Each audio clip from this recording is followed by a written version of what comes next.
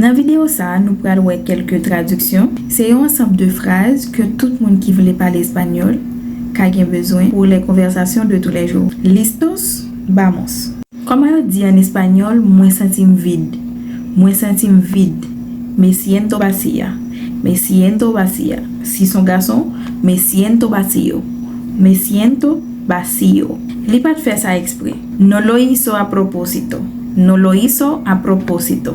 Et comme on m'a dit, moi quitter ça derrière. Une expérience quelconque qui te traumatise et que grâce à Dieu ou surmonter ça, comme on m'a dit ou quitter ça derrière. Deje eso atrás. Deje eso atrás. Moi quitter ça derrière. Li prend distance li. Li prend distance li. Comment on doit dire phrase ça en espagnol? Toma su distancia. Li prend distance li. Toma su distancia. Toma su distancia. Moi pas envie forcer bagay yo. No quiero forzar las cosas. No quiero forzar las cosas. Avec le temps, ça vient clair.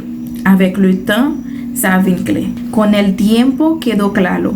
Con el tiempo quedó claro. Li changé opinion. Cambió de opinión. Cambió de opinión. C'est pas de bon moment. No era el buen momento. No era el buen momento. Moi camper su position. Moi rete su position. Moi kembe position. ¿Cómo que dice ça en español? Se dice mantengo mi postura. Mantengo mi postura. Nous pas sous même longueur d'onde. Vous content de phrases ça pas vrai? ¿Cómo que dice phrase en español? No estamos en la misma sintonía. No estamos en la misma sintonía. Li prend ça trop au sérieux. En español se dice se lo toma demasiado en serio. Se lo toma demasiado en serio. Ou dépasse les bornes.